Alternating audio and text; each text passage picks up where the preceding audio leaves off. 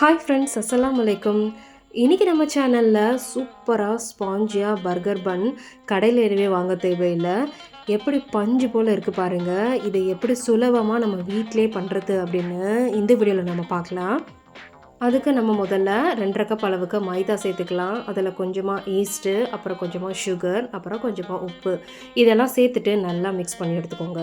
இப்போ இதில் ஒரு முட்டை சேர்த்துக்கலாம், அப்புறம் பட்டர் சேர்த்துக்கலாம். இது எல்லாமே ரூம் டெம்பரேச்சரில் இருக்கணும். இதை நல்லா கலந்து எடுத்துட்டு கொஞ்சம் வெதுவெதுப்பான தண்ணி சேர்த்துக்கலாம். அதுவும் 1 கப்பு, நம்ம எந்த கப்பால் மாவு விளந்தோமோ அதே கப்பால் எடுத்துட்டு இதை நல்லா அந்த மாதிரி கலந்து விட்டுக்கோங்க. கொஞ்சம் இந்த மாதிரி ஸ்டிக்கியாக தான் இருக்கும்.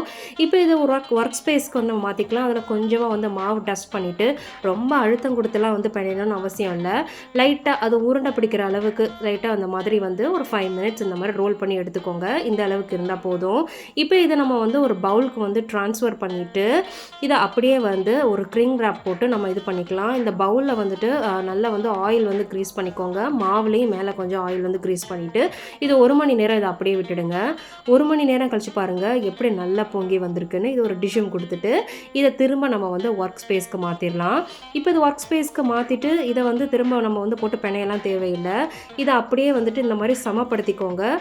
எந்த இடத்துலையும் ஏற்றமும் இறக்கமும் இல்லாமல் இது ஈக்குவலைஸ் பண்ணி இந்த மாதிரி சமப்படுத்திட்டு இதை நான் 12 பால்ஸ் வர்ற மாதிரி நான் பிரித்து எடுத்துக்கிறேன்.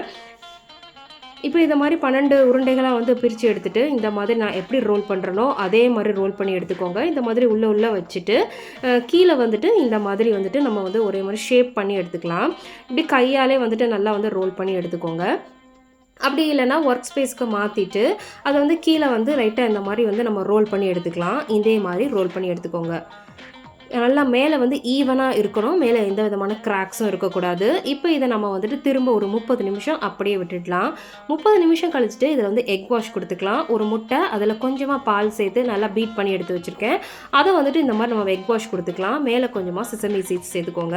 எக் வாஷ் கொடுத்தா தான் மேலே நல்லா கோல்டன் ப்ரௌன் கலரில் வரும். இப்போ இது 170 டிகிரி செல்சியஸில் 20 நிமிஷம் வச்சு பேக் பண்ணி எடுத்துக்கலாம். நீங்கள் குக்கரில் வைக்கிறதா இருந்தாலும் உப்பு போட்டுட்டு குக்கரில் விசில் எதுவும் வைக்காமல் பேக் பண்ணி எடுங்க. அதுவும் 20-25 நிமிஷம் நீங்கள் வச்சு எடுத்தால் போதும். அதுக்கு மேலே பேக் பண்ண வேண்டாம். இப்போ பாருங்கள், நம்மளோட சூப்பரான பர்கர் பன் அட்டகாசமாக ரெடி ஆயிடுச்சு. நல்லா பார்க்க நல்லா சாஃப்டாக ஃப்ளஃபியாக இருக்கும். கண்டிப்பாக நீங்கள் அதை வீட்டில் ட்ரை பண்ணி பாருங்கள். பாய்.